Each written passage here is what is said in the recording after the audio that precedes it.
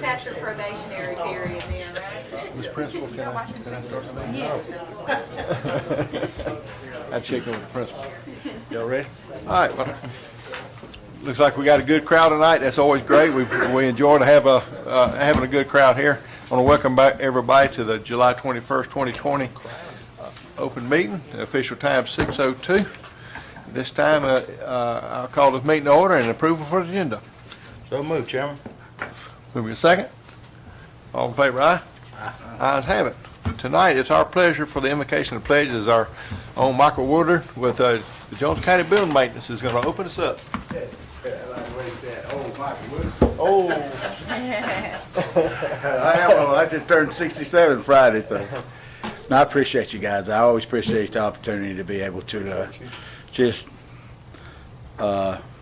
include Jesus in everything we do.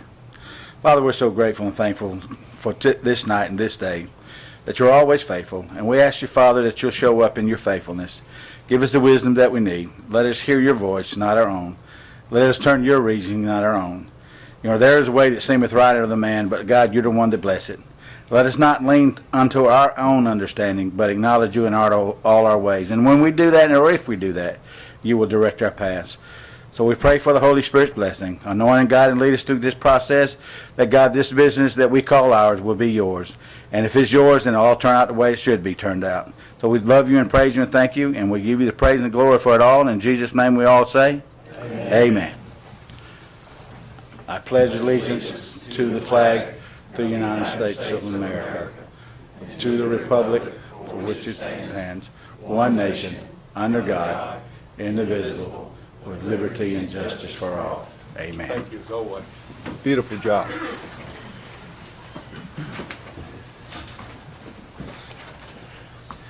Move on to our meeting tonight. We go to consent agenda and approval for the minutes. We had a work session, July 7th, 2020. We had the first Tuesday of July 7th, 2020, and also executive session on July 7th, 2020. The board's had opportunity to review the minutes. If so, no changes, I take a motion to approve. Motion approved. Second. All in favor, aye? Aye. Ayes have it. We have a visitor tonight. We have Stephen Hanley at 1039 Monticello Highway. I'd like to talk to the board tonight. The floor is yours. I'm here strictly on a selfish basis. Got my tax notice in and seen that it was raised and all that. And I've just come before the board to, you know, when we moved our property, which is up, if any of you know, it's up 1039 Monticello Highway, which is directly behind what is now the auction, the recycle center, and the, animal shelter. Hadn't got a problem with them. Hadn't got a problem with it all, but at some point in time I will have to, sell my property. Well, I'll be too old to take care of it. And if anybody comes to look at it on a Saturday afternoon, they're not going to value it very high. There's a lot of traffic. The noise levels, they're not unbearable, but it's very noticeable, especially in the wintertime. No leaves are on the trees. Saturday afternoons, I went down there to ask for an appeal, for the assessors to come out. And I invited them out on Saturday afternoon, and they showed up Tuesday morning where there's nothing going on. And it was favorable. They came back with an amount. I'm just here to ask you, I don't know if you can even do anything about it, but I wanted, if possible, for you to look into anything, the valuation of our property. We have people at sometimes walk down the driveway, not just probably kids, but, things like that. Potholes in the driveway through the easement, parking here and there. We have to weave through. We don't complain a whole lot. We try to work through it. And I'm just asking that of the board, if there's anything can be done about the taxes. I don't believe the property is as valuable with all this going on right in front of it. I just don't see how it can compare to a property down the road with none of this in its front yard. So that's why I'm here. This board sets the millage rate. We've actually had some rollbacks last couple of years, which was a savings, which you're talking about, inferring to about your increase was the increase in your property value, which is handled at our tax assessor's office, which is at the, obviously at the end of the hall. This board, and I talked with you before the meeting, but this board controls the budget and the appointment of the tax assessor's board. And then we entrust that board to make, sound judgments on our behalf. So it separates the two boards where, we don't have a say in what the value of the properties are. But you do have obviously, you've got an appeal process that if you don't, well, you've already went through the appeal process. Right. And, but you were satisfied with that? I think you're Well, going another step further, I think. Yeah, it helps. I just didn't know if we could go a little further or not, so I was coming here to do that. If you can talk to, I don't know if John Wood's in here tonight, he's on the board, you can talk with John, after the meeting, get with him, he's always helpful if you got any questions, and he'll be glad to sit down with you. He's been, in years past since he's been appointed to that board, he's been a great source for people that's had concerns just like yourself, and I've referred to them. So, like I said, I'd encourage you to sit down and talk with him too, and he'd be glad to sit down and look at it and see if he can help, not make the decision, but see where you could, go to the next step. And the tax board has open meetings as well. I mean, you I didn't know could that. speak to the board that actually handles those issues at one of their meetings. Right. And John would be your Right. point of contact for that, to get on their agenda. Okay. But we love to hear when there is a concern, because that's what this meeting is, a public meeting. And then we invite in, everybody to come in here with, they've got a concern. I apologize, because I generally call ahead of time to see if there's anything any questions I can ask, but I kind of slipped up on me on this one. But don't ever hesitate. I mean, I just wanted to come ask. Sure. That's all it's about. Like I said, don't ever hesitate to. And if you could give them $300 more next year and they can apply it to my taxes. See, I mean, that's one thing you can do. Anyway, I appreciate it. I appreciate you listening to me and Absolutely. giving me the time. Anytime. All right? Anytime. All right. Thank you. Thank you. We move on to new business tonight, on-call policy. Ms. Wagner? Yeah, we've talked about this before, and we just went through another holiday, and we still have the same problem as before with the on-call policy. And I'm asking if we could amend it to add that the on-call policy is only for hourly, non-exempt employees.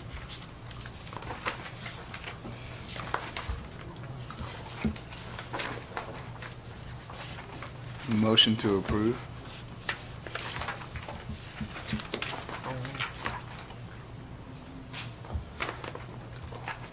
So we won't have any exempt employees on call? Is that Correct.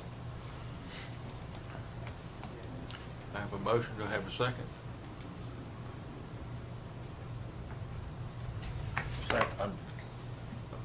Yeah, for discussion. We have a second? Yeah. All right, at this time of discussion, I got some questions, just, I guess, reaching out to the department heads. What's this gonna do with your department head if you don't have any? I mean, I'm trying to get some information. What's gonna happen? Non-exempt employees will be the only ones on call. What's that going? Go ahead, Jeffrey. I'll let you go first. What happens if it's an emergency and your supervisor is on salary, but he needs to go out, and it happens to be on a holiday? How does he get paid? It's the same problem we've had this whole time that we can't come to a conclusion with. This past go around, we had the holiday, we have supervisors on call.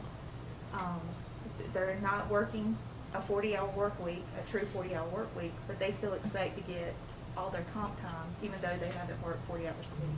So it's the same problem. I think it's even simpler than that. Chairman, if you're salaried, we work. I mean, it is what it is. Do y'all get paid extra to be here? No, you don't, because they are salaried. And I mean, it is what it is. I'm a school teacher. I get all kind of weird emails and meetings that I got to attend during the middle of the summer when I'm on break. But when I was a salaried employee, I worked.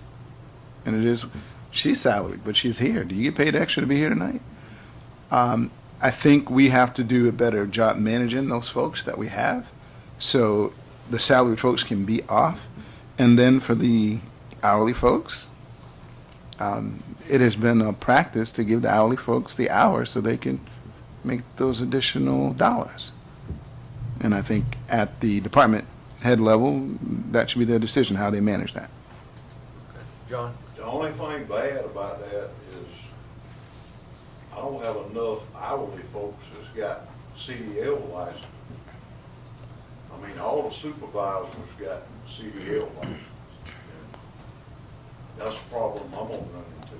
So managerially, you have to bring more people up to the CDL level. I mean, that has always been our issue for as long as I've been here. Kinda hard to find a CDL. Pay them a little extra. Job, but, I mean, we done cut for the last 4 years. And heck, I cut 4 positions that I had today. I come up in Jackson. That was open, and one of them was CDL. I think another solution would be scheduling. If you know that the holiday's coming up, then you schedule it where they're not, working their whole week and then they're getting called in and, I think we've talked about it before.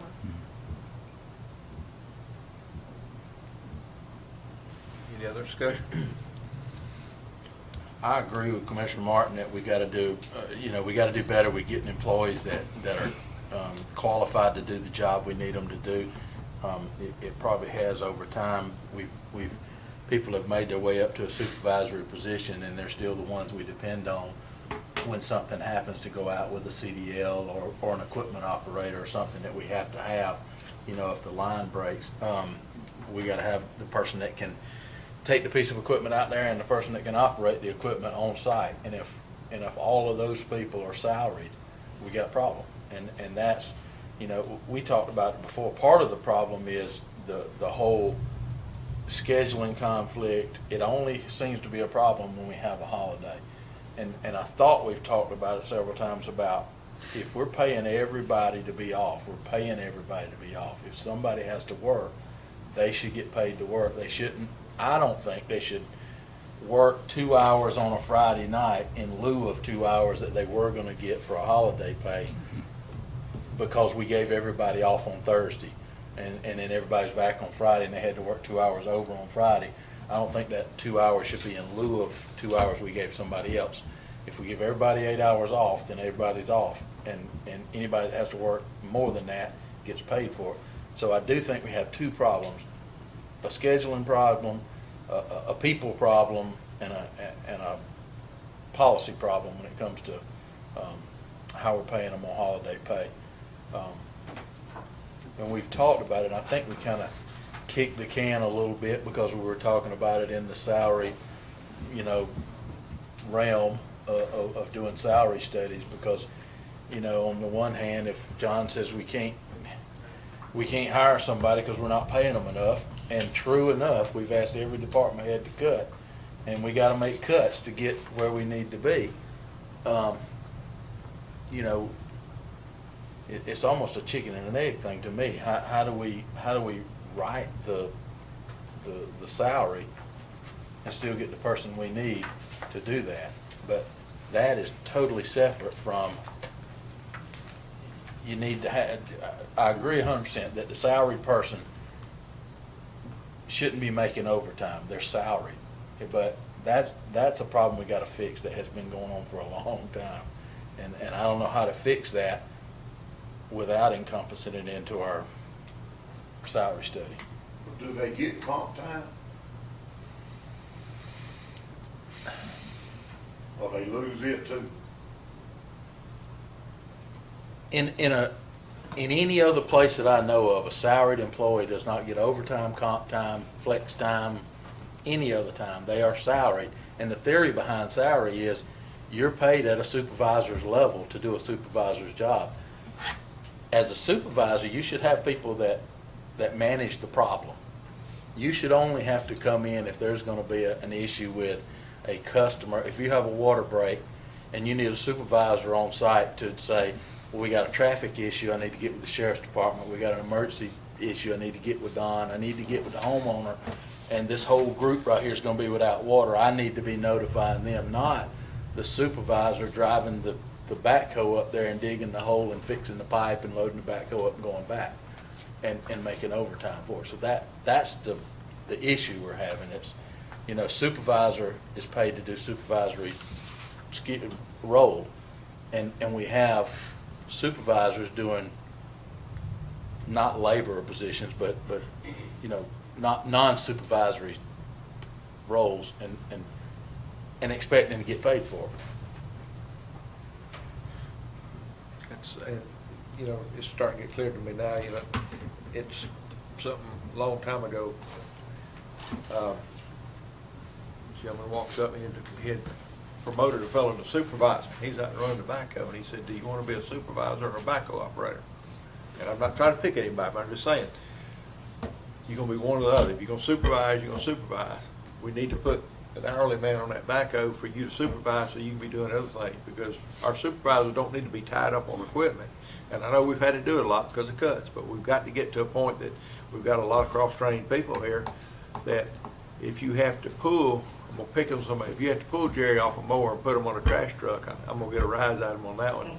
He's going to smile at me about that, but I'm picking at Jerry about that, but we need to get to a point, and I hope this sour stove we got and we get everything corrected like it needs to be, that everybody can sit there and cross-train or you know, if they're needed, they can go there and do it.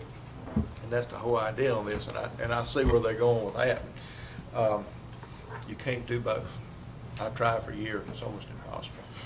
You either got to supervise or you got to operate. You can't do both. It's almost impossible. So you got to, all the department heads, we got to get to a point that I need this done, and they've got somebody to point that direction to do it. Any more discussion? No, I'll just say, Chairman, that I think the policy is sound, but I think there's some other points that probably need to be looked at that are either contributing factors or ramifications from this that will result from this policy. So I think this is, the one that's in your book is the one we have now. Yeah. well, no wonder there's some ramifications from it then.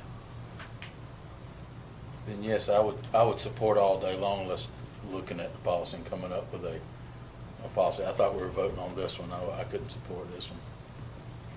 And this is what we got. So Right. that ought to tell you. But you seconded it. You seconded it for discussion? Yeah, Tommy seconded it, but I would. Okay. Okay. Well, I agree. I think we need to take what we've got here. It needs to be changed. I don't support this one, but but we definitely, along with the salary stuff, we got to make a change on our policies too. Right, because what she asked was to remove salaried from getting paid overtime. Is that what I heard? Comp time, right? And that's one problem we've got on here right now. Is that the only problem we've got on here right now? Before we go to vote, we're still in the discussion age. I think there's other issues on there, but the problem I see if we do that, if across the board we say that salaried employees are not going to be eligible for overtime, comp time, flex time, whatever we want to say, then we still right back to the issue of if we have a water break tonight, we don't have any CDL drivers or any backhoe operators that are hourly. Are we going to call a contractor? Or, what are we going to do? I'm confused. I thought if I'm salary, I go out and I do the job. It's non-negotiable. If your superintendent calls you saying, what do you do? I agree, but in theory, you shouldn't have supervisors on call if they're salary, because salaried people shouldn't be on call. So the only reason why I'm even bringing this up, because we've been kicking this can for years. So if you don't do something, how much longer we're gonna kick this can.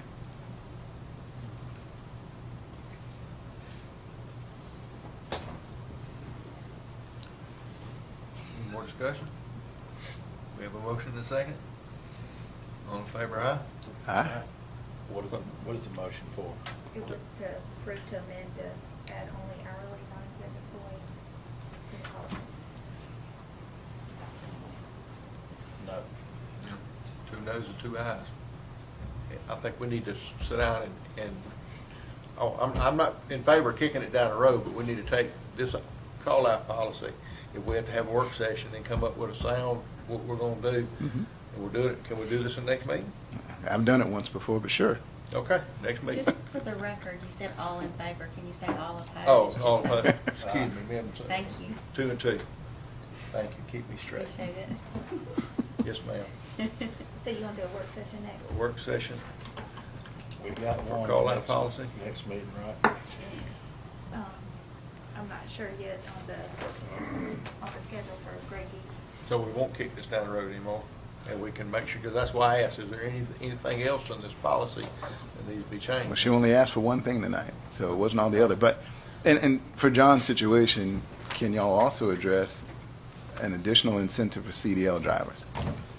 Because that's been an issue for years. Do we pay for their CDL if they'll go and get one? Do we pay for it? Yeah, does the county have a policy that? Workforce Development pays for it. Yeah, they've done it in the past. Okay. But I'm talking additional incentive, like, yeah, we're gonna pay for them to get the CDL, but once you get it, it's $1 or $2, whatever extra. And that's what most counties do. There's a different pay scale between a truck driver and a CDL licensed truck driver, certified truck driver. Oh, was that your toe? No, Kick him I'm back. trying to figure out how. I'm keeping him straight over here. Is that what are you kicking me to get my detention? Never know. Just backhand. No. All right, work session, next meeting on the call-out policy.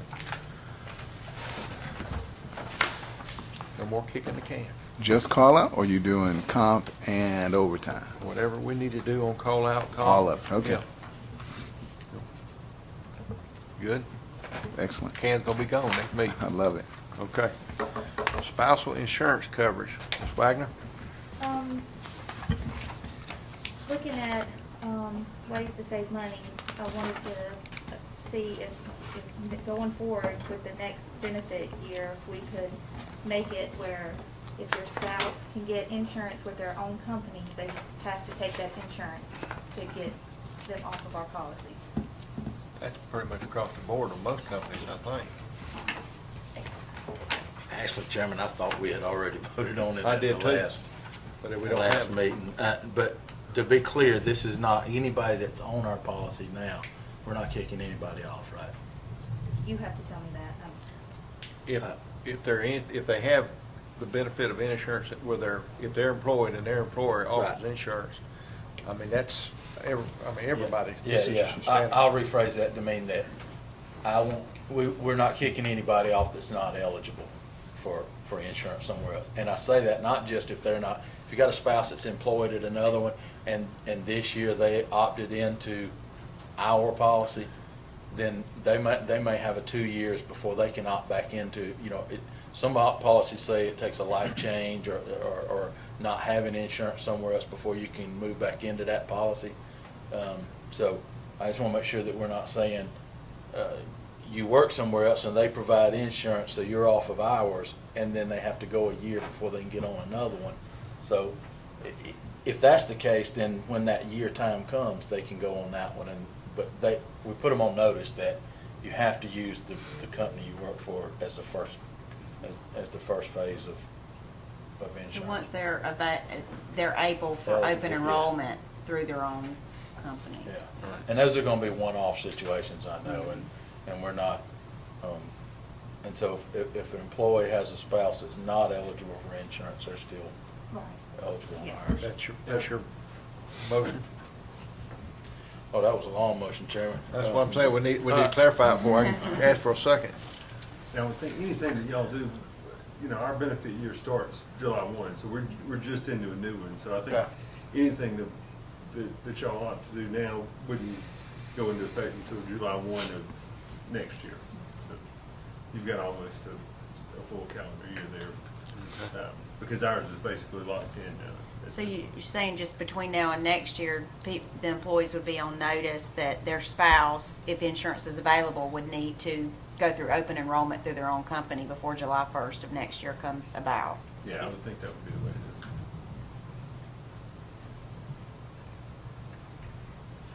do it. You know what I'm saying? I'm putting you on the spot, ain't I? Eloquently worded Yeah. motion. Thinking about it. Chairman, make a motion that we amend our insurance coverage in the event that spousal policies are eligible outside of Jones County insurance. The spouse has to apply for those first. They're not allowed on ours.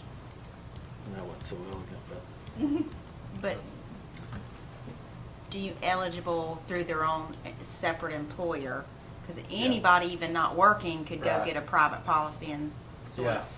of How do we need to word it? think eligible through their employment. place of Yeah. Yeah. Commissioner Martin, I'd accept a friendly assistance with Amended assistance motion. with a motion.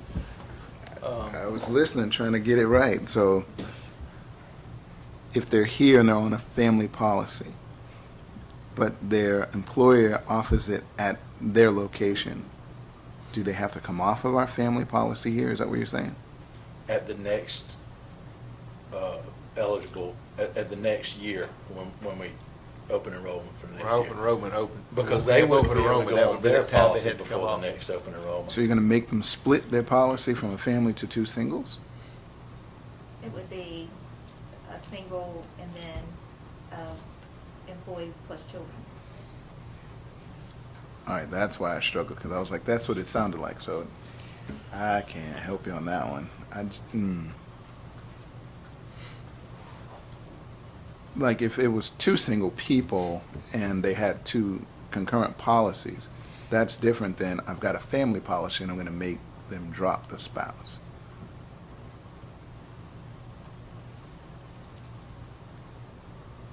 You know, when I got elected here, I had to come off my wife's insurance at the bank.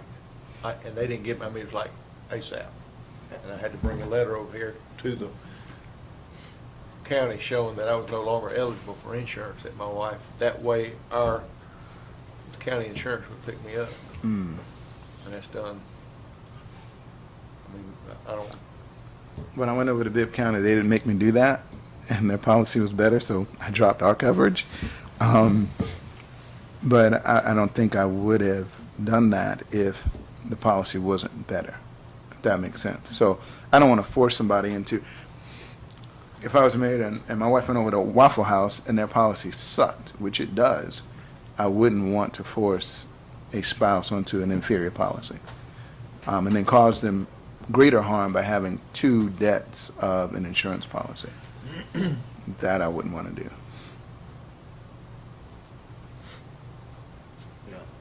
Yeah. The flip side of that is the benefit that that family gets, we pay for. Oh, I understand, clearly. But if, again, I work in Public Works and I have the Jones County policy and my wife works at Waffle House, that policy sucks. I wouldn't want to force my wife onto an inferior policy that probably costs more too, because that would actually do more harm to the family and the employee.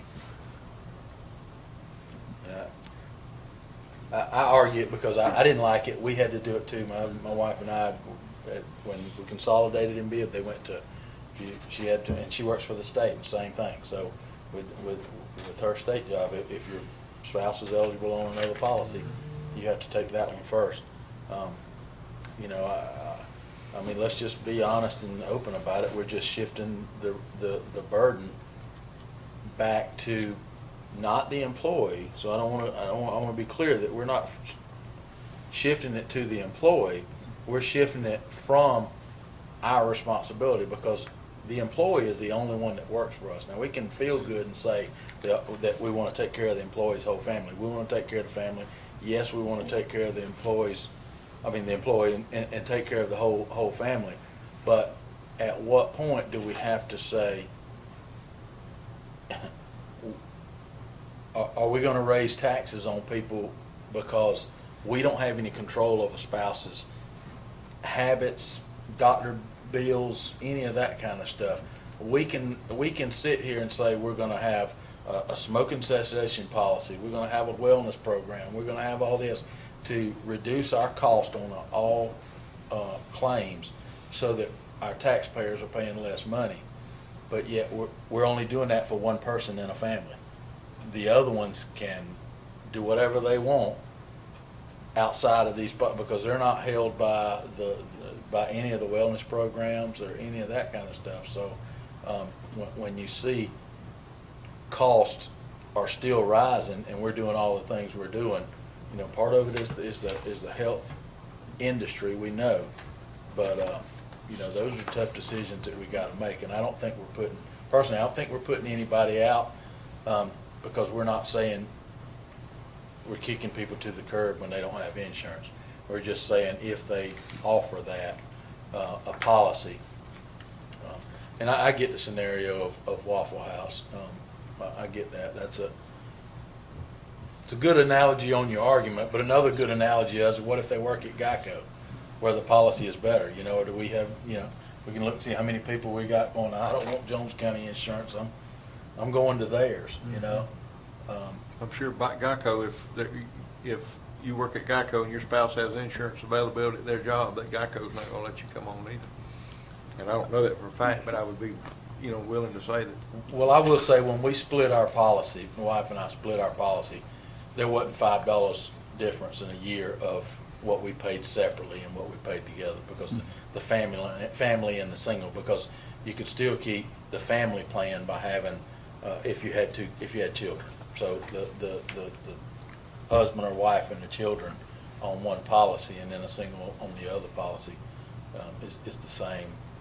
There wasn't hardly any difference. But I'm glad you brought that up, because that was going to be my next argument, that if there's a family involved, then what? Because the family coverage includes spouse and children, so if you remove the wife, again, you did cause more financial harm, because the spouse and the children are covered on a family plan, and then that person has to then get an individual policy at their job. So The family plan would then become the employee plus children, which is cheaper than the family plan. I can say I haven't seen that one yet, because I I think we have employee and spouse, and employee and family. Right. So the family is still the family, even if the wife is out of it. It's employee and children, which is less than the four. You're just supposing 2 children.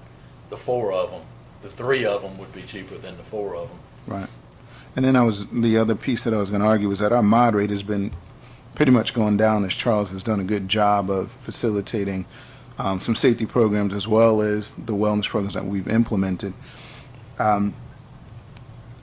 From what I remember off of most of the comprehensive policy and payouts, it's been our employees that are the top users of the insurance plan, with the exception of maybe 1 or 2 children that had something significant. The most have been our employees. So again, it's hard to argue that the outside or the extra spousal member has contributed to the high cost of our plan. We know that there's probably 5 to 10 employees that contribute to the bulk of the expenses and the claims. And the majority of that has come from more safety issues and health issues than the outside employee. So we could do this all night. Again, democracy is what prevails, so you guys can motion and vote. But Do we have any numbers showing claims versus claims, and what would happen if you know, I mean, we obviously know, well, if we don't, we need to find out how many spouses we're going to have that are not going to be on our policy, and what historically that is going to save us. Because I mean, if we're talking, you know, 50 people and it's only saving us $100, and you know, we're doing a potential risk for very little savings. We could, How do you verify divorce?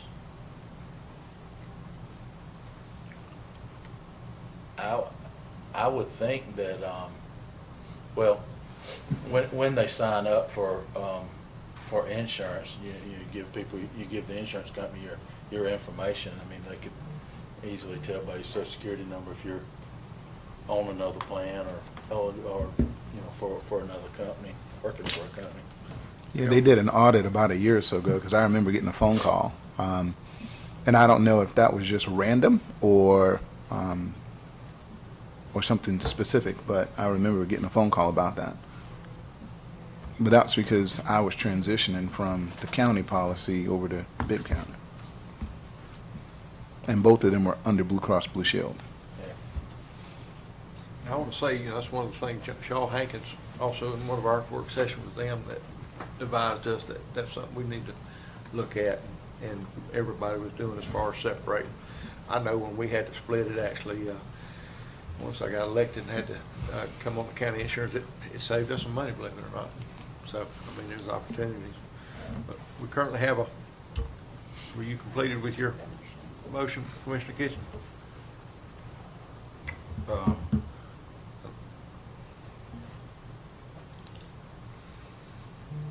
Yeah. I have a motion. Do I have a second? Second. Second. Is there any more discussion? If none, all in favor, aye? Aye. Opposed? I'm sorry, Chairman, I was gonna, one more comment. Were we gonna look at the? Oh, I'm sorry, I went Were we to, gonna see what the numbers were before we voted? well, we need to do a amended motion then, correct?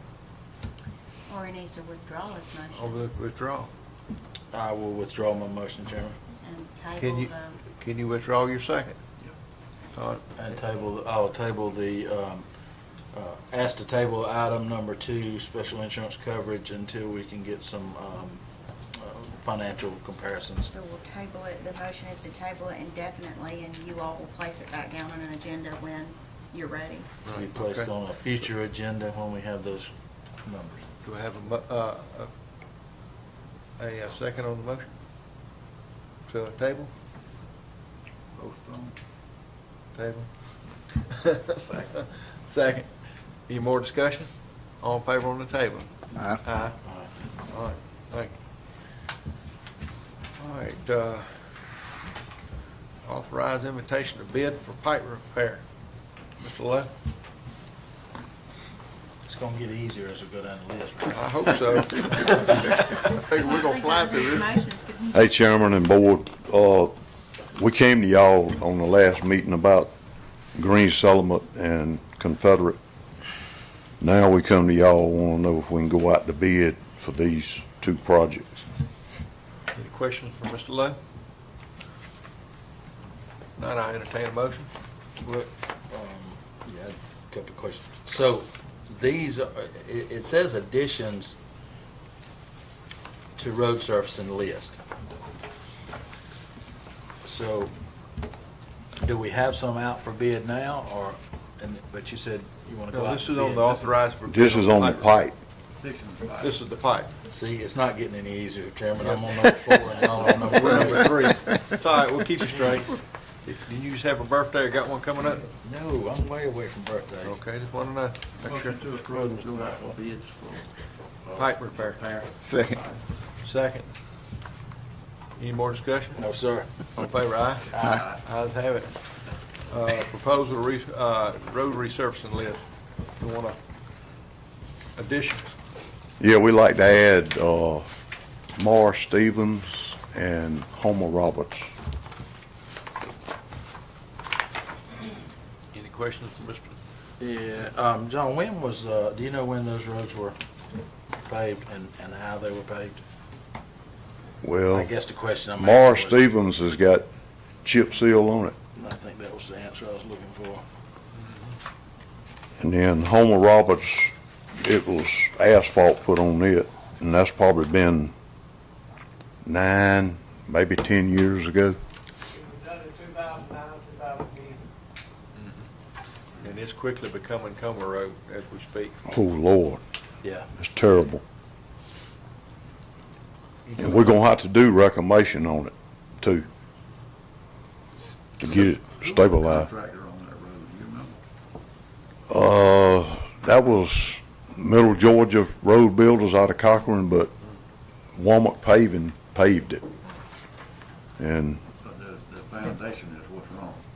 well, the foundation at the time was good, but when you start getting a lot of cracks in your road and the water's seeping through, getting to what's up under there, it goes sour then. Okay. And Morris Stevens is worse on the ends, right? On both ends, right, 18 and 49. 49 is worse than 18. About the other day, it was. So I do have a question. Does roads list, because I haven't seen one in a while and I don't know where we are on it. Does this change any of the other roads that were supposed to get paved? No, we just adding to the list with these two. Okay. Trying to get it on the list. And their priority would be, if we had 6 prioritized, it would be, this would be 7 and 8. Right. I mean, we got, let's see. There was 2 roads on there this year that's getting paved. That was on there. Paved or resurfaced. Or resurface, yeah. Otis Redding. And, what was the other one, Jason? Huh? Fortville? What, for one of them? Yeah.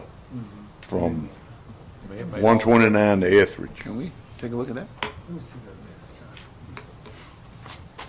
So the 4 that we had included in this year's LMIG project were Otis Redding, Crestwood, Grizzleville Road, and Fortville Road. And so those 4 come off of the, sort of the green up at the top, if y'all remember this. So they come off, and then we had Overland Way as an ad alternate. So it was the next one in terms of priority. So, and doesn't look like we're gonna have enough money to do Overland. So that would be number 1, going into next year. And you'll recall, we kind of looked at the road surface ratings and ranked them, based on those ratings, so. Homer Roberts, you're gonna blow all of them out because, I mean, you're losing, I mean, it would possibly eat up the whole LMIG next year, just like Homer did last year. So just to clarify, Jason, might be a question for you. When we talk about separating, resurfacing, and paving dirt roads, and we're only using the LMIG, so do we have, are we using different funds? Are we using LMIG for both of them? Right now, you're just using LMIG for the resurfacing. Okay. So on the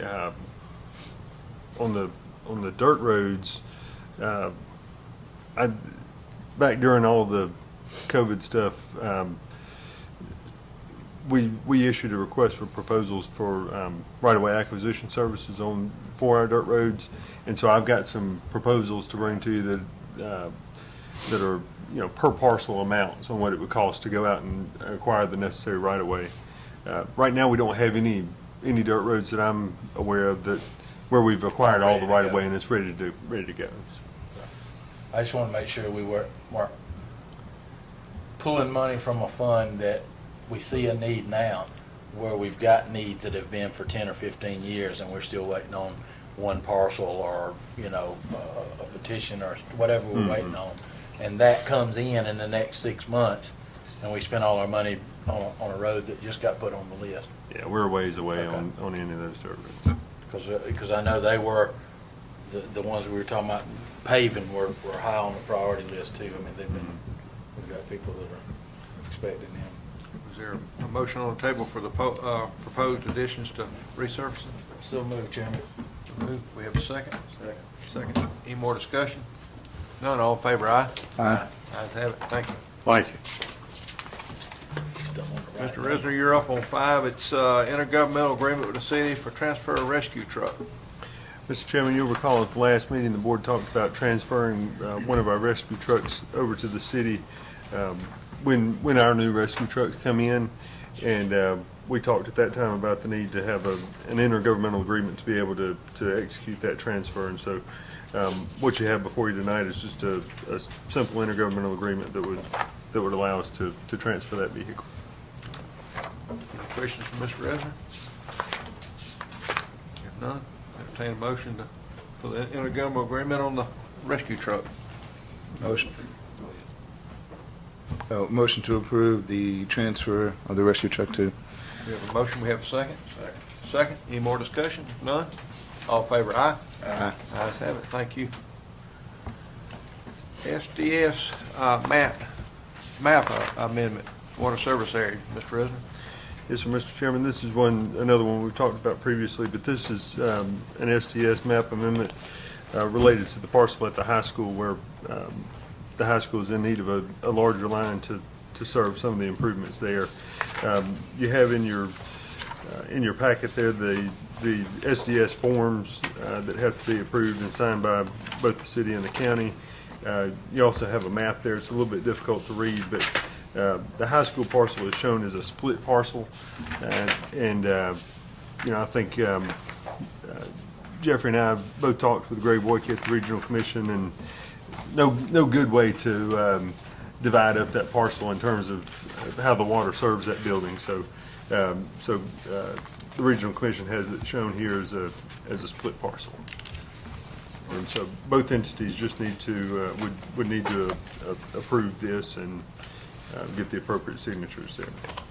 Any question from Mr. Resner on this? Not, I entertain a motion for the intergovernmental agreement on the SDS. It's not the SDS map amendment. I'm going back up the line. See there? I'm getting like you now. I'm passing it I got a around. birthday coming in a few months. That's all right. Do we- Make a motion, Chairman, of an amendment to the SDS map on the water service areas. We have a motion. We have a second. Second. Any more discussion? City already took a look. You guys had conversation about it. Everybody's okay? I know that Greg has sent it out to both entities. I haven't talked to him since that time. All right. I just want to know if there's going to be a fight a little bit later about. Right. No? I don't think so. Okay. No, sir. Fair Any more enough. discussion? None? All in favor, aye? Aye. Ayes have it. Any opposed? Ayes have it. Sheriff Office vehicles, Mr. Resner. Yes, sir, Mr. Chairman. Talked with the sheriff and Travis some as well, and they have had several vehicles go down recently, is my understanding. Correct me if I get in this wrong. Right, well, what happened was, in 2020, our vehicles were kind of like paper towels and hand sanitizer. Dodge plant shut down, canceled orders, then you had all these law enforcement agencies looking for all these cars, so they were snatching them off shelves. And then when the COVID thing came in, you had Chevrolet dealership, the Chevrolet plant, Dodge, Ford, and all that stuff. They cut their production down, so what we had was, we haven't purchased any vehicles this year. So we're having to maintain some of the older cars now. So what we're winding up doing is we're putting money into cars that we really don't need to be putting money into to keep them going to sustain us until we can get some cars. The problem that we're having now is, we're at that 2021 year where you're getting the new pricing and new cars and things like that. We need to get some cars now, but we've looked at some cars, and on the state contract, the government contract, which is the lowest price you get, like say Georgia State Patrol, Department of Natural Resources, they buy in bulk, so the manufacturers give the government entities a rock bottom price. We found a couple of dealerships that are selling some of the vehicles that are in our expertise, what we need, and they have the government price, and we're just kind of thinking, instead of having to come back to you here and there, because we find out they've sold this out or they've sold that out, if it was something that had a government contract, which we know we were getting the lowest price, is that we could go ahead and buy one of those or two of those or however many we buy, instead of having to come back to two.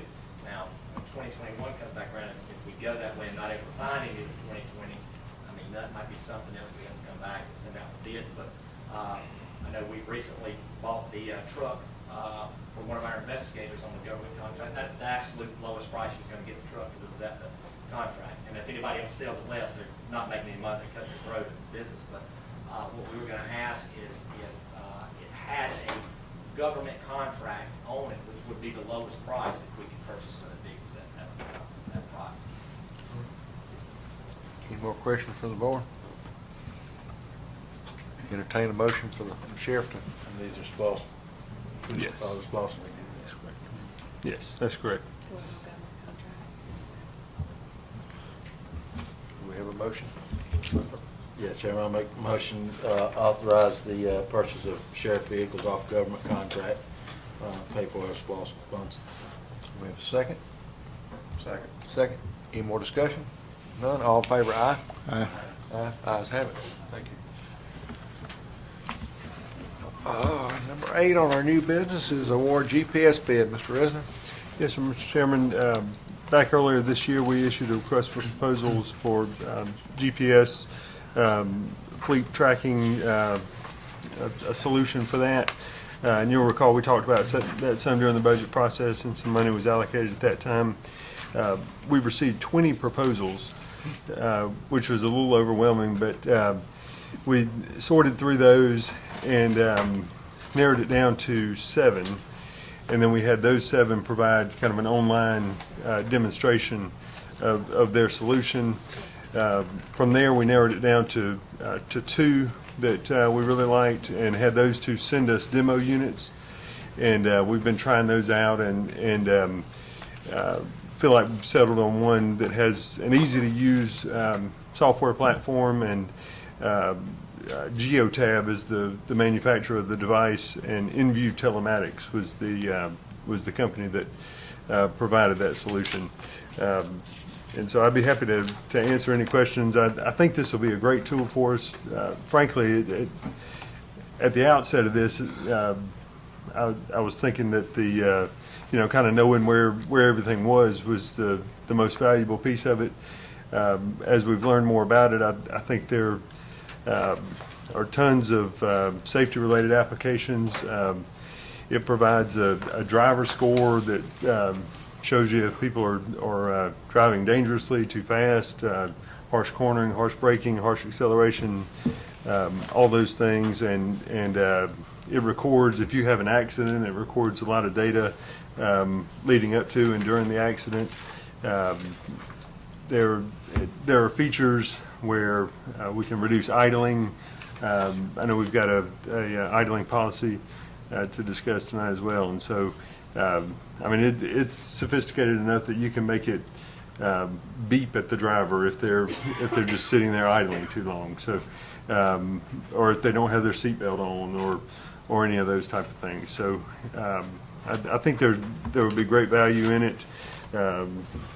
Definitely some potential cost savings there from improving driver safety and reducing idling. So, with all that said, our recommendation will be to award this to InView Telematics. Any questions from Mr. Resner?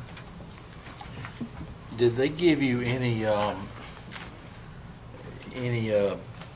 return on investment type numbers on, what percentage of savings we would see out of our fuel cost or maintenance cost or anything like that? Give me just 1 second. There's in the proposal, there was a case study that where they had looked at a fleet.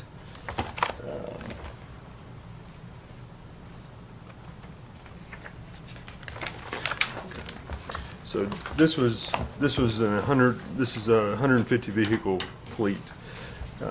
So over the course of a year, they said idling savings would be $9,921, speeding savings $1,130, fuel savings $38,052, and accident incident cost $45,562, for a total potential yearly savings of $94,666.10. Case study of who and what size county?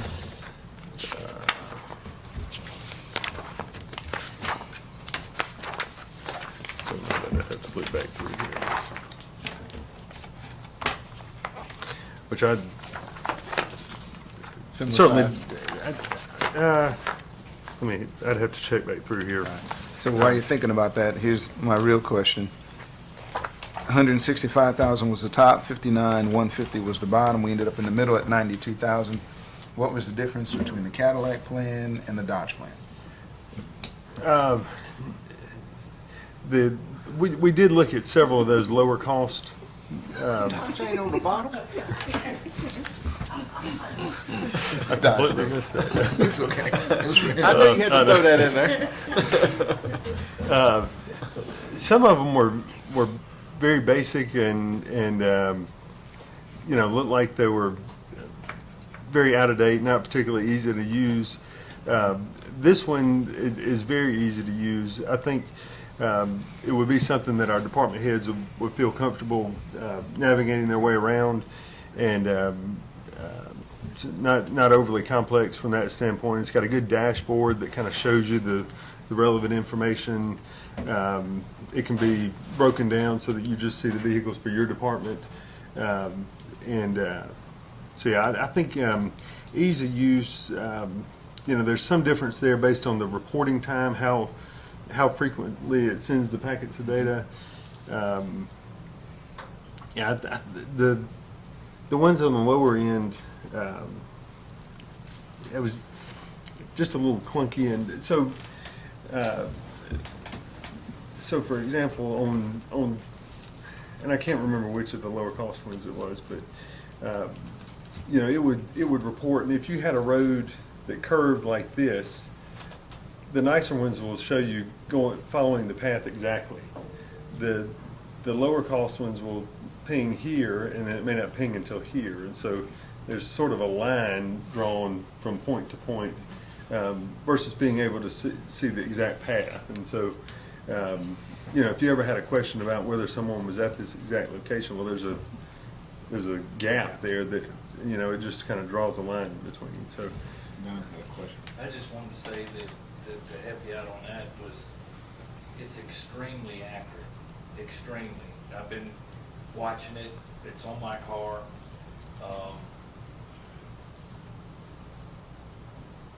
I left out late coming to the meeting, and I think you got 2 pages that I was over the speed limit a little bit. I was gonna say, don't put one on my car. But, I mean, it's reality, but I've been watching, and it's very accurate, and I don't know how when it spits out the information, it's for real. And I look, or if I look at it on the website, on the dash, it's true to the speed limit and how much you're going over, whether it's 1 or 2. And then you can watch the whole thing, what I've done all day long and how many miles I've been, and it's crazy. It's extremely accurate. And that's what surprised me. I didn't know it was that much that cost. Thank you. Any more questions? I have a question legally. What has the board thought any further as far as if this gets put into our county vehicles and we have an employee that consistently is far exceeding the speed limit, driving dangerously? I mean, it wouldn't. You gotta have to put a policy in. That, we know then that we're sort of setting ourselves up for potential litigation by a dangerous driver that's in a county vehicle.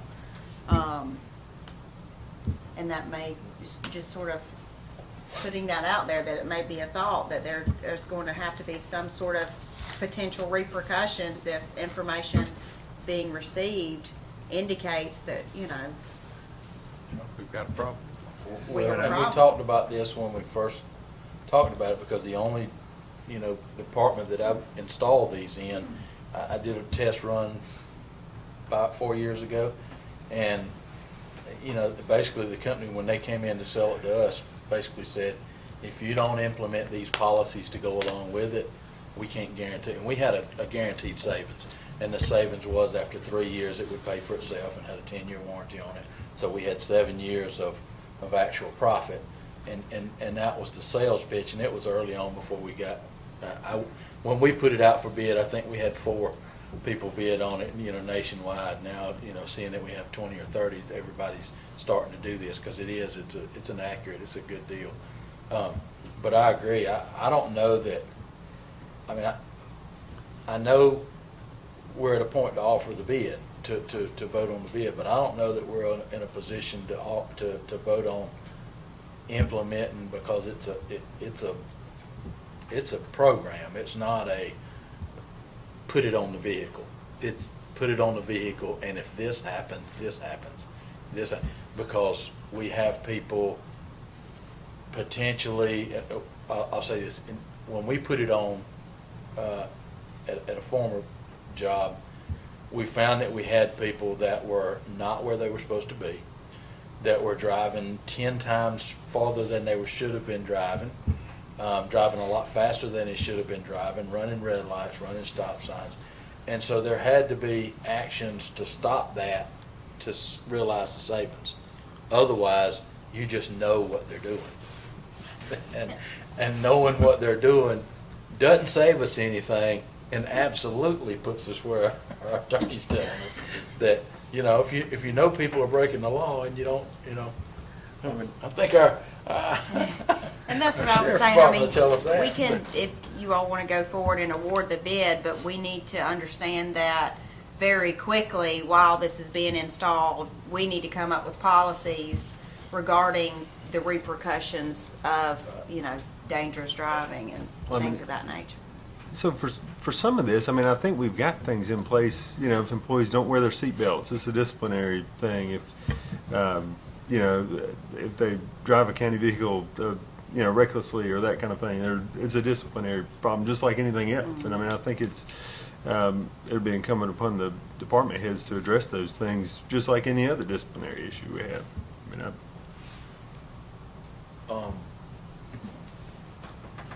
Would Maybe it- the department heads then just need to sort of be instructed.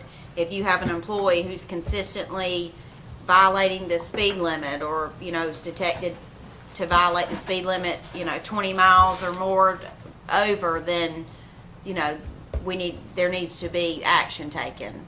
I think our department heads would need some sort of instruction on when they need to do something. If someone goes 3 miles over the speed limit, then we probably, but that, just to give them some sort of structure. How long, Jason, would it take for you to line up all of our policies with what we have, and then put in place ones that we don't have that would match this to maximize our, bottom line, I don't want to spend any more money if it's not going to be a savings to us, and we talked about this in the beginning.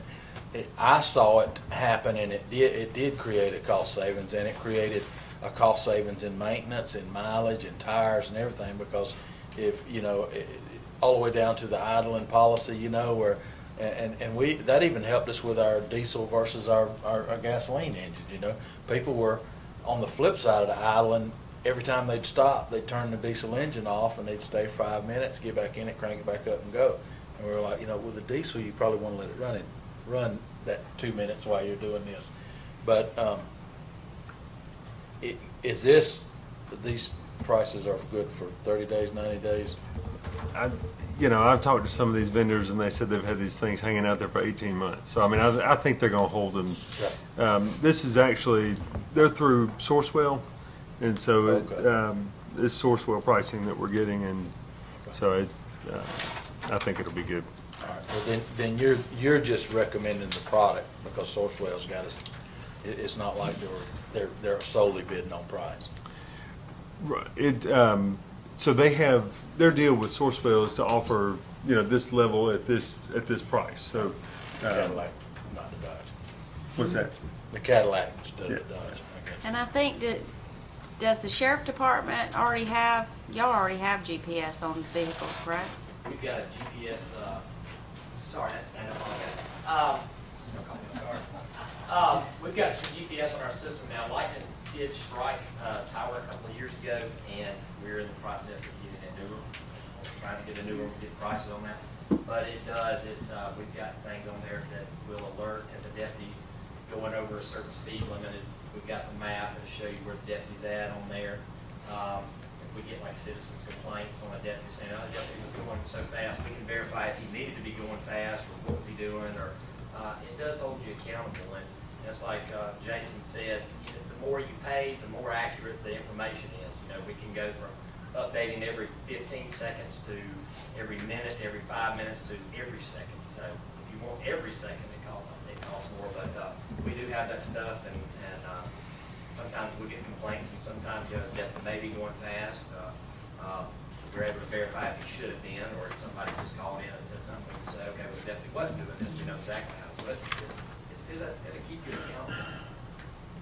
It's a good tool, and it helps us to, in the county, we know where the deputies are at, so if you have an emergency, we know who's closer and who's sent, so we can maximize our response time and things like that. So it's a good system for us. I'm just going to say, to her point, we absolutely need to have enforcement, and this was one of my issues initially when we brought this up. I don't want to pay for something and we're not going to enforce it. We know we've had known issues with vehicles out of place, out of position, and we know we've had some significant maintenance issues as well as losses.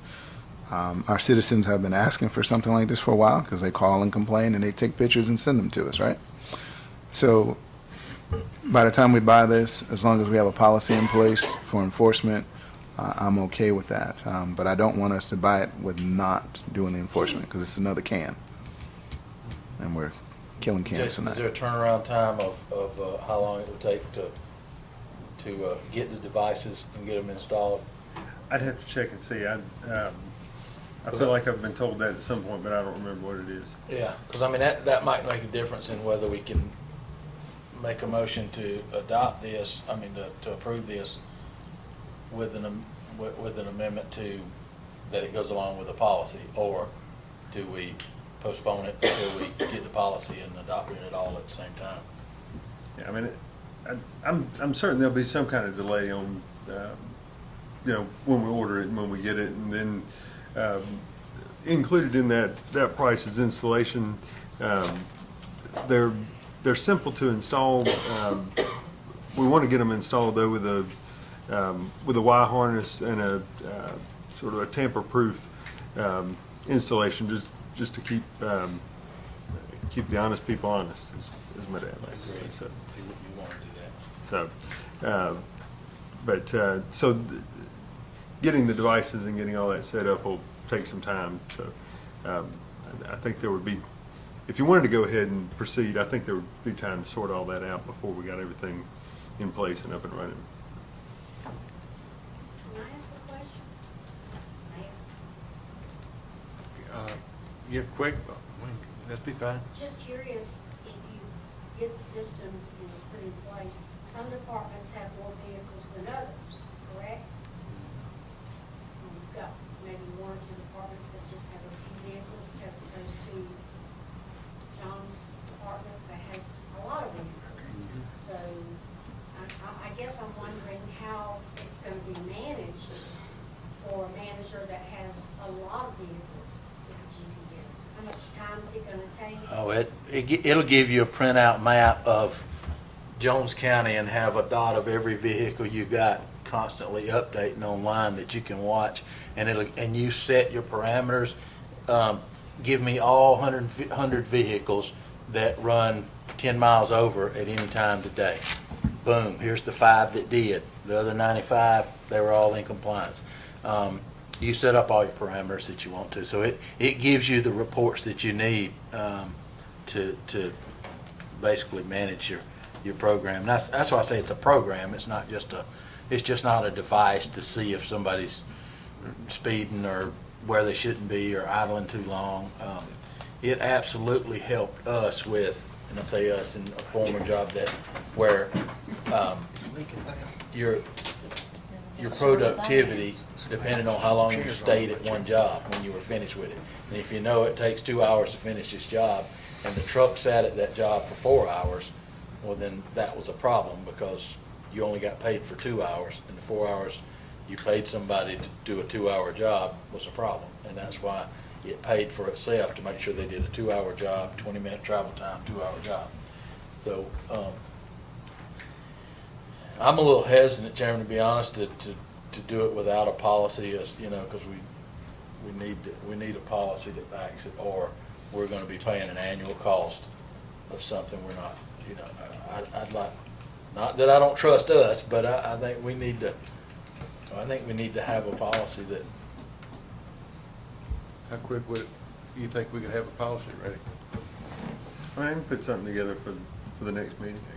Okay.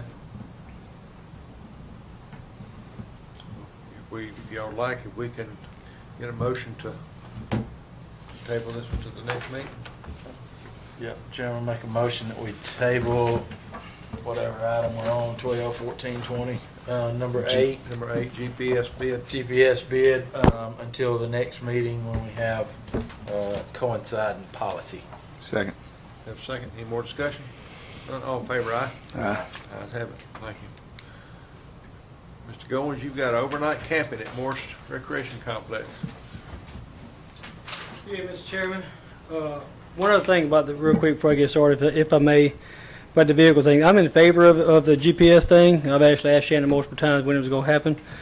But I would say one thing we may need to check on is how many vehicles are we allowed to swap it over a year? I'm one of those apartments that when the sheriff runs something out, I try to find a good in it and keep it. Or if another department has a vehicle that's better than one I got, I mean, I swap out.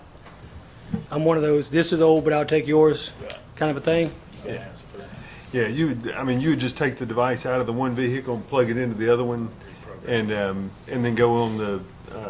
It's all web-based, so you just go in and you just change the name and description on the vehicle. Gotcha. Thank you. All right. Overnight camp in Morris Bank. What this is we got a real big baseball tournament coming up this weekend. They're using 14 of our 16 ball fields this weekend, starting Friday night, be Friday, Saturday, and Sunday. Bringing in a large number of athletes and families. We've had some phone calls asking about campers staying in parking lots. We've never had this issue in the past. Never really had this request in the past. I do know that my experience with travel baseball and softball, especially softball with my daughters, I've camped in other parking lots in the past, such as Heritage Park in McDonough, up in Cherokee County and different places that we've gone. We've camped in parking lots when we had a camper, and I do know this is something that happens quite frequently. Matter of fact, it happened this past weekend with my daughter's team. We were in South Carolina, and one of my families on the team stayed in the parking lot in a camper. So I started calling around Baldwin, Putnam, Sumter, Bainbridge, Morgan, and Butts. All allow it, and they do not have a permitting process. They just basically kind of point where they need to park and then just follow up behind them, make sure they clean up behind themselves. The only person that I could find calling around with people that I stay in contact with is Cherokee County. They have a permitting process. It's a $10 fee. Basically, the only reason they charge the $10 is an inconvenience fee, basically, for doing the paperwork. But they just make the people come and fill out a form, pay $10, so they know who is sitting in that spot. So if they have to come back because they dropped gray water or something, then they know who to hold accountable for leaving trash behind or doing illegal dumping or something. Otherwise, there's no big fee. It's not really a money maker because the people are already being tourists in your community, and that's how they're getting revenue off of them. So with that being said, I wanted to come to y'all tonight and start a conversation because I didn't want, one, I need to let these people know if they can stay in our parking lot or not. I didn't want all of a sudden somebody to call and say, hey, you got 5 campers in the parking lot. I don't anticipate a bunch. I've only had 2 phone calls. But I do need to be able to tell the tournament director something so that he can send out to his families whether they can or they can't. And a lot of these campers also, with my past experience, that, with all the heat we have, a lot of times the children will go back to the camper between games so they can sit in the air conditioning, stay cool. So that's a lot of use for the campers also. And they are self-contained. We don't provide anything to them. We don't provide water. We don't provide power or anything. They're self-contained units. Any questions, Mr. Goins? No, I personally don't have a problem with it. I think it does keep revenue here in the county. I wouldn't have a problem. I do like the idea of maybe if it's only for, not just people can camp there because they want to, but it has to be associated with a tournament or with an event or something like that. That way, and maybe the event organizers needs to let you know who's going to be there, because I do like the idea of, if you come in the next day and there's just stuff all over the place, how do we hold somebody accountable? And to Sam's point, as long as the event organizer is managing that, because he's going to know who is coming in, if you have that information, And if gray water is left behind, it's the event organizer's responsibility. You know, if your staff has to go out there, they need to cover that expense. Gotcha. I need a motion. Motion to approve overnight camping at Morris Bank Recreational Complex with the conditions stated, Chairman, of per event, and the event organizers responsible for notification and cleanup. Second. Very well. Second. Any more discussion? All in favor, aye? Aye. Thank you. Thank you. He did, I was getting ready See, to I compliment told on you I was that. getting easier as we go down the list. Were you I'm getting taking into my notes? groove now, it's almost All right. over. We're about over now, though. Automatic aid agreement, Mr. Graham.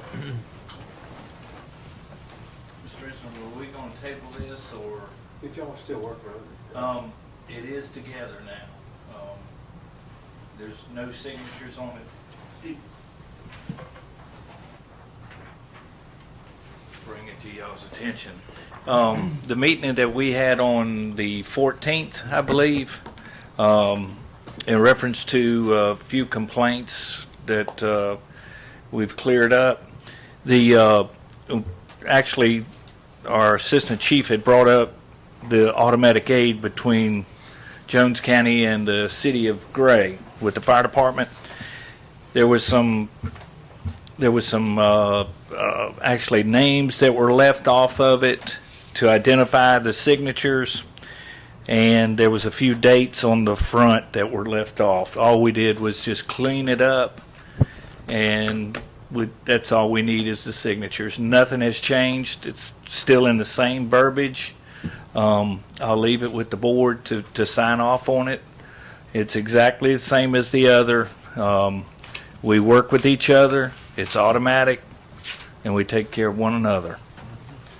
Y'all already approved this? We've already approved it. Yeah, it's already been approved. We just cleaned it up a little bit. It was missing titles and some dates on that. Yeah.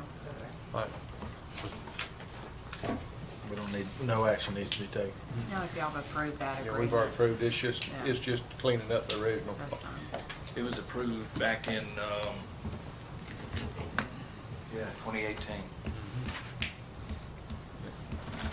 Very well. Thank you, Mr. Graham. Yes, sir. Election storage space and office space. Ms. Haddon?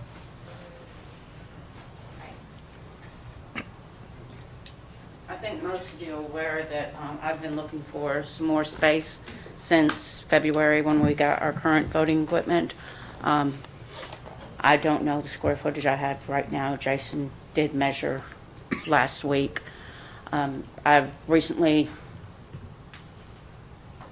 learned that the former parole or probation office is vacant, and I would like for you to consider maybe moving me over there. I don't think it's possible to do it for the November election, and I don't know if that's actually a smart move to do it for the November election, because the ADA requirements have to be met. And just the nature of this election is almost vicious at this point. I don't want to do anything that makes it appear that we're trying to hide from the voters, move to a different location, infringe on anybody. So I don't know how I'm going to pull off November, because right now half of my equipment is in storage. I do have to employ every piece of equipment in for November's election. That's state law. But after November, well, it would have to be after January, because we'll have the November election, then a January runoff.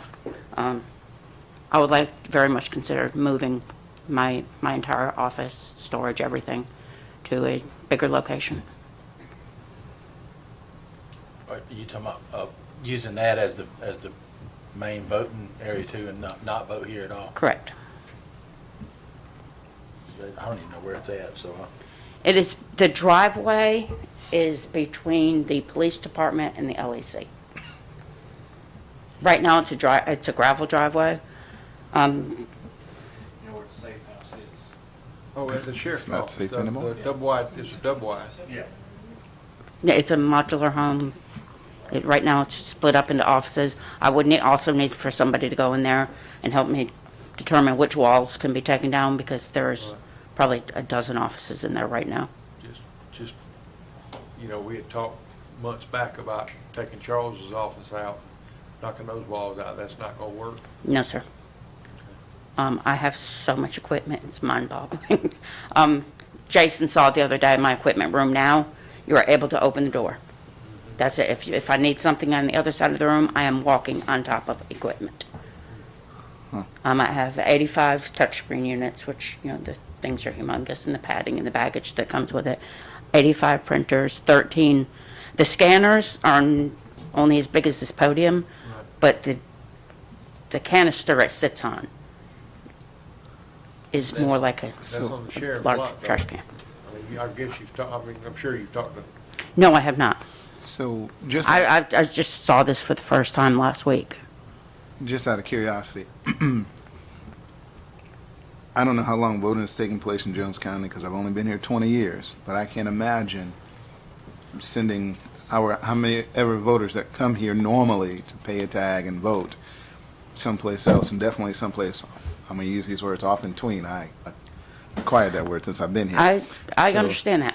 I am probably more inclined to asking 4-H maybe and extension and finding them a new home and keeping voting in this facility. I don't know what's available, but I think that makes more sense to me than moving you out of the government center building. I mean, there are definitely drawbacks. I mean, for me personally, Right. being outside the government center, I would lose my security. Yeah. I'm just thinking of the that's not citizens that something vote I'm here. comfortable with. Yeah. what's that? I just need more Do you space. have any idea how much square footage We need, she needs? So the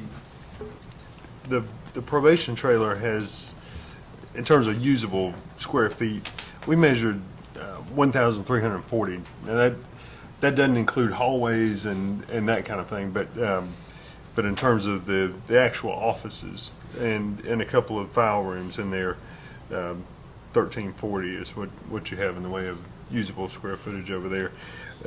Right now, Marion's got about 930 square feet, maybe a little bit shy of that, 925. And then the storage unit across the street is 200 square feet. So, The 930 is both storage and office, so correct? right. Yes, And I mean, the way the storage she has now is, I mean, it's just, it's just you can't, there. you can't walk in there. I mean, it's all just pushed into the, If I want something if I want to look at the scanner from the gray precinct, I have to pull out equipment into the hallway to get to that scanner. And I keep going back to Charles. We took all those walls out and put you out, put it in aisles. That was, you got 200 square foot easily between Charles's office now and the time clock and that. If all those walls were removed, It may get the equipment in there, okay, it won't be workable. okay, 'cause I'm just looking at square, I mean, I know there's 200 square, and again, I'm just trying to figure out options. What's What do that? we do with Charles? We're gonna move Charles across the hall. I We're don't, moving into the storage unit. there you go. back there. Yeah, you could do it back there, I think. I mean, it would take, some work and everything. Where's that at? There's a big room back on sort of the other side of Don's office. If you're looking up at Don's office, it's the room on the front right corner of that building. It would need to be, Is that the one we looked at and you told me to watch out for snakes before going into that room? Yeah. and it Those would- will be cleaned out though. What, snake? Yeah. They're more scared of you than you are of them. Oh, it's not the snakes that bother me, it's their food. I don't like mice. They're scared of you. Yeah. it would need some HVAC and insulation, some of that yeah. type of thing. No locker room. Right. So- I'd personally love to find something under our current roof and go into a double wide trailer. And we don't even know if the sheriff's even, I So talked do to we the have- sheriff way back, and he told me that he wasn't interested in using that for anything. okay. do we have storage here somewhere, files, records, something that we could shore up a room and move to and have more space in here? I'm kind of like her. I would rather, like Chairman, I'd rather have something in here because it's secure and, and people already know it's here and all that kind of stuff. So I got a lot of parking, a lot of access. You know, everything's here. But I'll be the first to tell you, I don't know if it's just because we were swapping over to a new election, but I've watched the elections the last 4 years anyway, and they hadn't got much better with it. It just seems like, I don't know how we do it, because it's so, you walk in and you turn and you're at a voting, even when you're voting.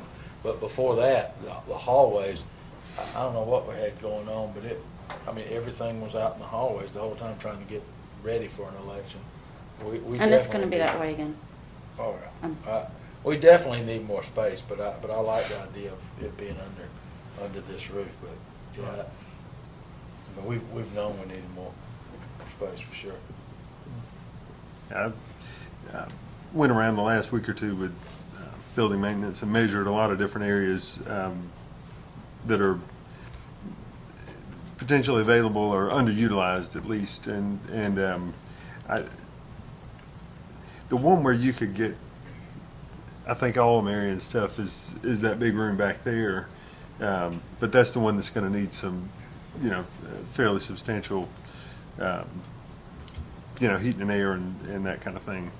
But I've got a little spreadsheet kind of thing here. And again, I'm that's happy to send strictly that out to y'all. storage. It's not workable. It won't be workable space. Yeah. One nice thing is that they did mention that this should qualify, that we should be able to get reimbursed for any expenditures we spend to That, accommodate.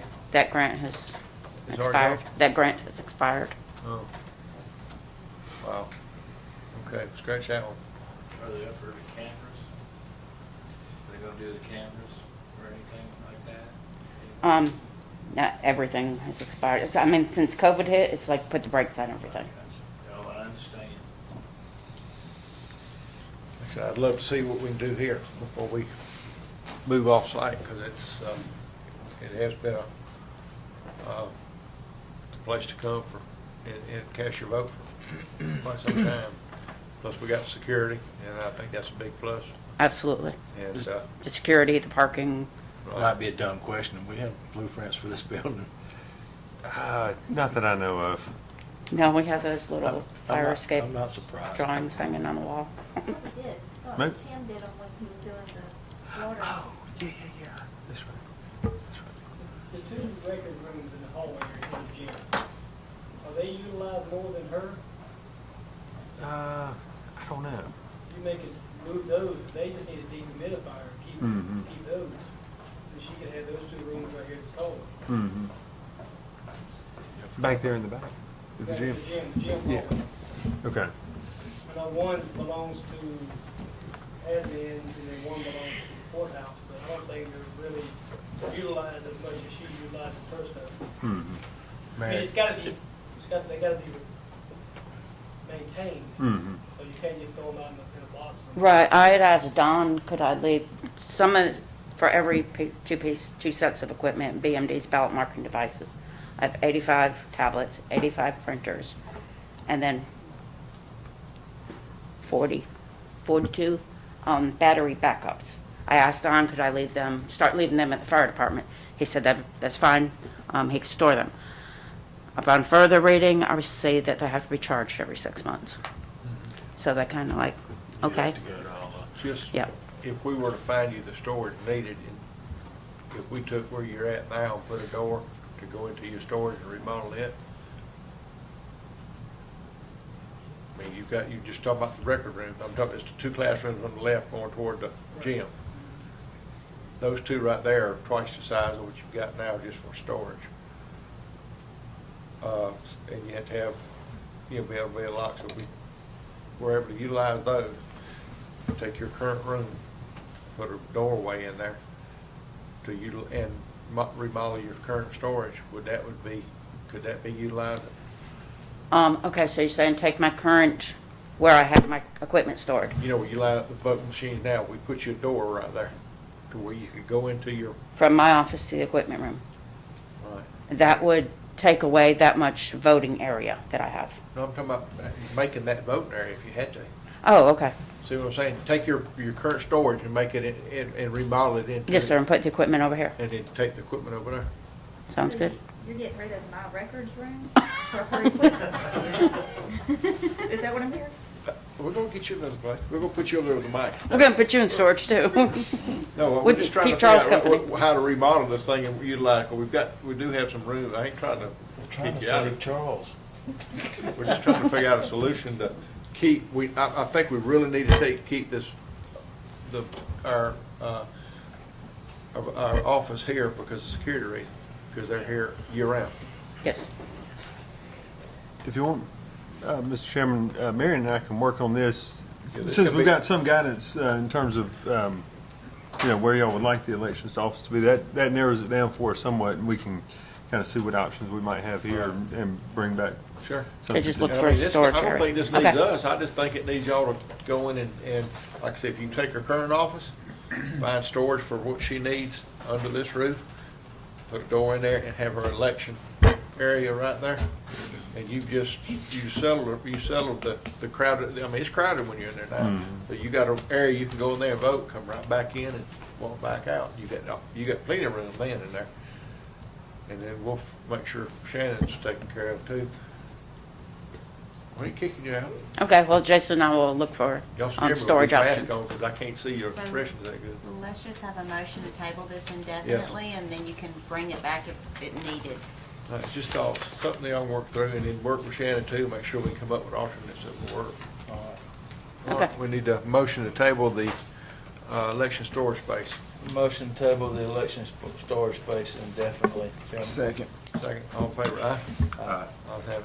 Thank you for your time. No problem, we ain't trying to keep you out. What about, Is this the table? He's not here? Yes. What is Okay. Marge? We're gonna get the children. Marge is- look at you with the children, Charles with the children. What about Margie's old office? Nobody uses it? Okay, there you go. It's nice. We got executive session. Oh, excuse me. I need a motion to table. Commissioner Pitts had a family matter come up tonight. Motion to table connectivity enhancement Second, all program. in favor? Aye. All right, we'll move on. Department heads, anybody? Mr. Goins, you want to start? I saw you grab your paper first. Just a few things before I let Don get up here and talk less. Love you, Don. Football and soccer. I've been in contact with both of the associations. Neither one have said yes, neither one have said no. But they did want me to, they are both holding off until the 1st of August to make their final decision, how they feel about moving forward. But they wanted me to just beat around a conversation with y'all, how y'all feel about moving forward. I can tell you GRPA has kind of gave us the same guidance they did with recreation, baseball and softball, which is follow your local high school and what they're doing. So GHSA has postponed high school football starting for a couple weeks. I want to say it's the 12th or so, or something like that in August. But just wanted to beat that conversation around with y'all tonight about it. So, I mean, I know we can't vote on nothing, not looking for a vote, just looking for a conversation. Comments or questions? Keep it simple, follow Georgia High School.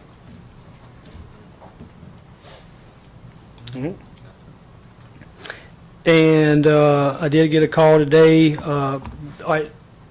The inclusive playground is pretty much all done. I did talk to Pastor Darnell. I don't know if they're going to want to do a re-grand opening, but everything's done. Fence is up, playground, the flower beds are in, bathrooms ready for use. Everything looks good, so we're just going to go ahead and move forward. Again, I don't think they're going to try to do a re-grand opening because of what's going on and everything, but let you know where that is. And then we'll start on Matty Wells Trails on Monday. Finally got a call from the rental company. They got the piece of equipment in and ready, so they'll deliver it on Monday and we'll get started. Great. So, thank you. Man, I hope we'll do some kind of announcement or something later, in later in the year on the inclusive playground if we can.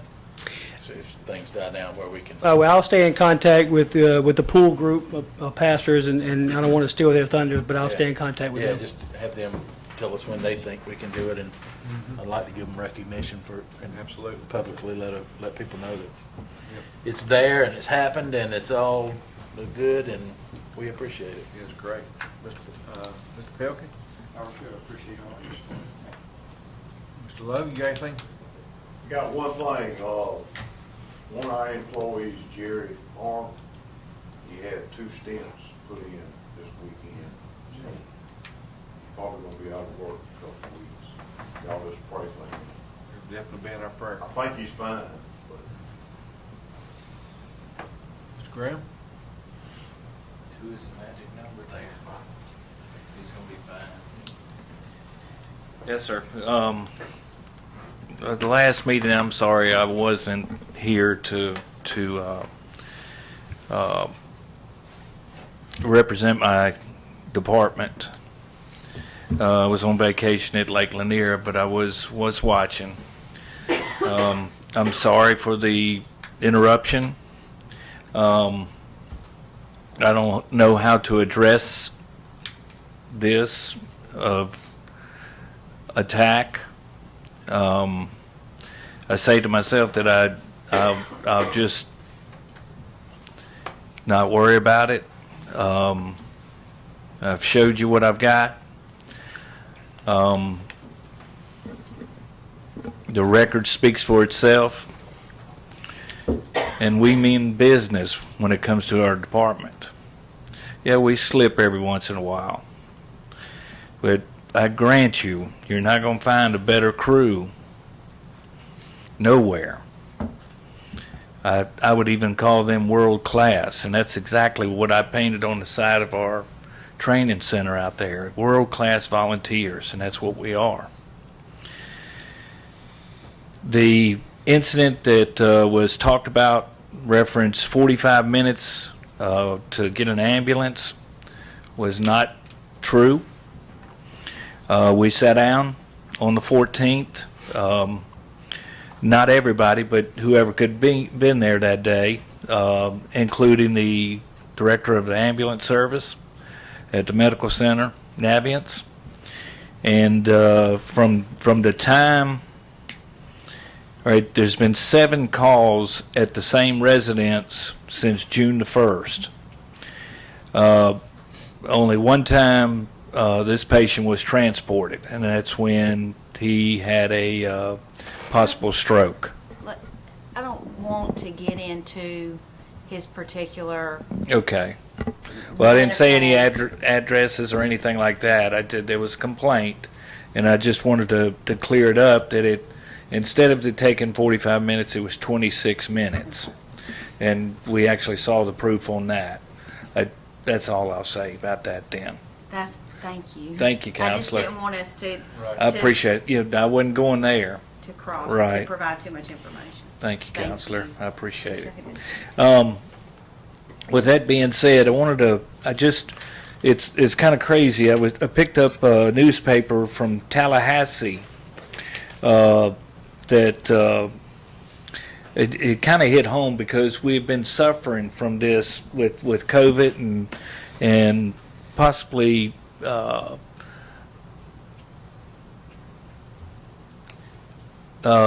maybe our volunteers maybe slipped a few times and they didn't get out on a call or something of that matter. But the mayor of Tallahassee and the county commissioners were involved in this, is where it took a little time. There was a few incidents that occurred where an ambulance wasn't at a certain place or responded to, which was not a timely manner, okay? And they kind of put it in perspective on this. It says, no person's planned for emergency, and it's simply impossible for an ambulance service to do the same. Since COVID moved in, it's destroyed our turnaround times with the ambulance services, turnaround times and cleaning our vehicles. It's been a chore, and typically it takes around 15-20 minutes to do our trucks to clean them up, and that's including at the medical center. They don't want to infect another person or the next patient that's going to be transported. But it was just if you want to pick up on the internet, is whatever the newspaper's called in Tallahassee, it's a great story about their volunteers and the ambulance service and the response time and why this has occurred. I do want to say this is I want to address a call that came in this weekend in Haddock. The 911 alerted our rescue. Our rescue responded. He was there in a timely manner. Medical center did not have an ambulance to send at that time. They rolled it over to community. Community came in. It took them about 15 minutes to get here. So I think everybody's working together on this same thing. If they have to roll it over to another truck or Baldwin or whoever, as long as our people get the help, I'm good with it. Has anybody got any questions for me? Yes, sir. If I'm having a heart attack, how much time do I have? Depends on what kind of heart attack you're having. I'm 48 years old. I have no idea what my medical history is. In general, how much time do I have? There's a 2-hour window there we call the golden minute, or the golden hour. It really pertains to trauma, but I kind of pertained it from my 30 years on the truck as being cardiac too. That one's hard to answer. I woke up at 5:03 in the morning when I had my MI, and I had just come off a call, laid down, and I woke back up. Something woke me up, and I thought I had a cramp in my chest. So I stood up on my knees and tried to stretch it out. That's when I knew I was having a heart attack. When the ambulance got there, and it was there pretty quick, and we rushed on in straight to the cath lab, and that's why I said 2 stents is good. I got 2 stents that morning and was in the hospital about 4 days. The chance of making it out of a heart attack are very good. If you can get help there in a timely manner, and you got a defibrillator there and medication, if you got advanced life support, then your chances are very good these days. And that's the point, Don. My only concern is giving our citizens a chance. If 27 minutes is an average response time and I can be saved or our citizens can be saved, then I'm okay. 45 minutes, whatever the number is, if it's some magical number beyond safety, then that's my concern. From an ambulance standpoint, I don't know how many are on call now versus how many were on call 10 years ago versus how many were on call 20 years ago. But I do know corporate America and our hospitals like to do more with less. We've never had the number of ambulances that we needed in our county when we needed them all the time. Yes, sir. And it's nice that we have a rollover policy, maybe a mutual aid, and it sounds like that's what we have. As long as that's what we have and they're acting on it and we're getting the response times, I'm okay. I am concerned if my survivability goes down after 27 minutes. My kids are instructed, down 911, take me in. Okay, take me in. My daughter got hit on Saturday, and it took Macon Bibb 45 minutes to show up to Park Road, and yeah, it's right there, right off of Vineville. Exactly. So I thought Vineville, being a better neighborhood, was going to be faster. There's a firehouse right down the street. Nothing happened. So it was 45 minutes. My son was in a terrible car accident Friday night, and I'm going, what's going on? So I called my other son, told him to stay off the road. Those police officers on the highway responded a little bit faster, and I don't know if it has to do with the highway or whatever, but there were I think 2 or 3 fire trucks. We're in a county, I don't expect that same level of response, but I think our citizens should be comfortable knowing you guys are going to respond and the other group is going to get here and the ambulance will be dispatched. That's all I want to happen. And however y'all work that out, great. We're going to be there. Thank you. That's all I want. And we're working it out. I'd like to make a community coming in, and that was one of the questions we had Mhm. on the 14th, of how they're gonna reach out to other, other providers in the event, because there is a lot of issues. Right, it's a simple phone call. You got a truck, and that's basically it. Keith works there. That's exactly what happens, doesn't it? Right. You got a truck. And if he says yeah, it's on the way. Excellent. Right. Don, do we have a contract with the medical center where they have to have trucks in the county? Did they answer that? It was 20 years, whatever we've got 20 years. Right. Yeah. We're working on that. Right. This is, we've actually had the service here since 1946, I think. As far as a contract is concerned, I've never seen any contract since I've been here, and that's over 11 years, but I think the director was going back to see if there was a contract.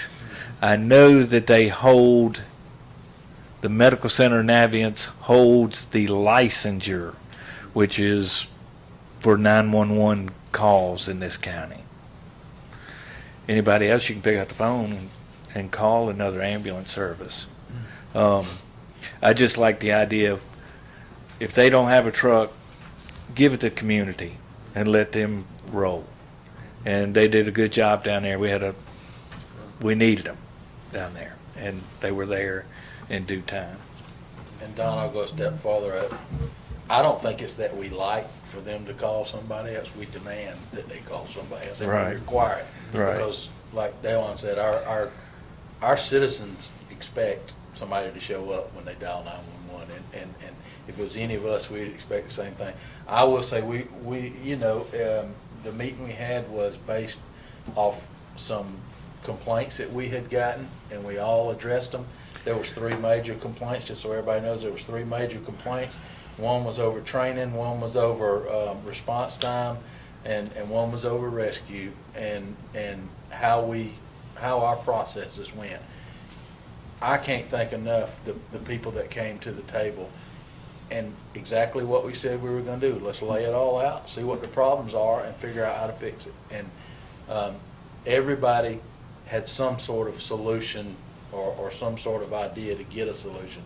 And I think we looked at even the ambulance company, that if we know that we've never been in times like this, we've never been in a pandemic where it's taken 15 to 30 minutes to clean a vehicle after you go. So we have to, with incident commands, you've got to adjust when it hits the fan. You got to change the way you're doing things. And so we all acknowledge that, and we all look for ways to do that. And I think, finding out that we've never had a contract, well, we've never had to really look at it that deep. And now we do, because now if we get complaints or get concerns that a response time that might take 15 minutes is now taking 25, 30 minutes, then we need to change our strategy to get back towards that 15-minute. And if that means calling in 1 ambulance, 2 or 12, with a mutual aid agreement, then we got to do it. And I think that's what we're looking into, what other ways we can get faster response, what other contracts we got. Both you and the chief of the city have talked about, how our training, what we can do to improve our training. We talked about what we could do to improve rescue. We always got ways to improve. Thank you. Thank the city. Thank all of our firemen that have laid it out on the table. And I said this at the last meeting, sometimes the uncomfortable conversations need to be had, because good things coming from them. And I've seen 3 issues, and we had 3 things that we come up with that to fix those issues. And, Yes, sir. And so, thank you. And I'm looking forward to seeing what we come up with, our contracts, training schedules, and the hardest one is figuring out how to get more. I mean, I know we do good at recruiting, city and county, but we got to get more people involved, and more people involved in the places and the times we need them, because it is a volunteer program. Everybody has a life, everybody has a job, and I agree. their volunteerism and their heart is not paying their bills. You know, they do that because that's what they want to do and that's what they live for. So we have to figure out that balance between how do we get them when we need them. So, thank you, and I think Ditto. that was a lot of positive that came from that meeting. I think so too, and actually, there's more meetings ahead Yeah. in the Looking next forward 7 to it. days that are going to be pretty good. Yeah, looking forward to what comes from it. Thank you. Thank you, Don. Mr. Risner, you got anything tonight? Yes, sir, Mr. Chairman. Just briefly wanted to mention that now that the 2021 SPOS has passed, we've started taking a look at some of the projects that were on that list that went before the voters, and one of those was a large-scale water expansion project.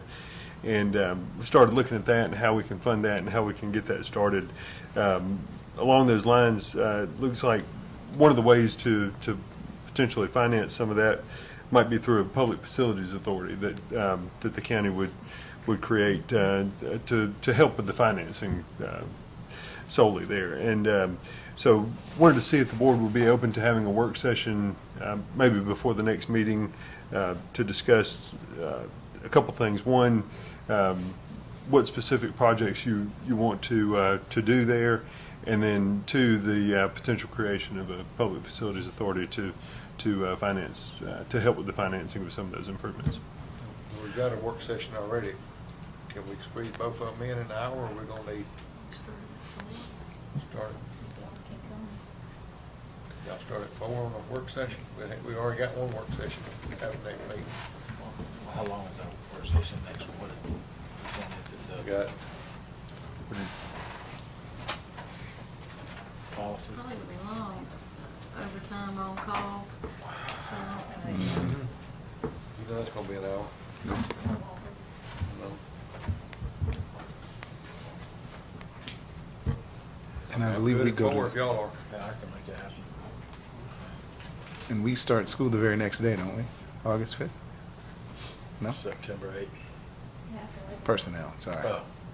Yeah. Yeah. Mr. Robinson, you Oh, make it's that work? 6, isn't it? What? Huh? It's not like a Thursday or something. Maybe just trying to get, can we do it on the following meeting? That's fine. Okay, let's do that. We'll do it on the following meeting. Work session at 5. Okay. Yeah, we start on a Thursday. All right, great.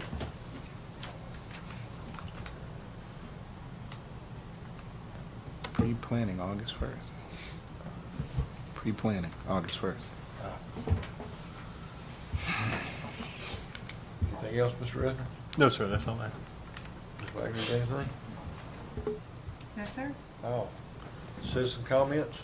Any citizen not let it come forward? None? Mr. Kitchen, you want to start us off tonight on commissioners' comments? No, I'm good, Chairman. I said everything I need to say. Thank all the volunteers, the firemen, the city, county, everybody that worked towards a solution to issues when we hear about them. So, thank y'all. Mr. Robinson? Thank you. I'm going to concur with Commissioner Kitchens as well. Citizens keep coming, bring it up.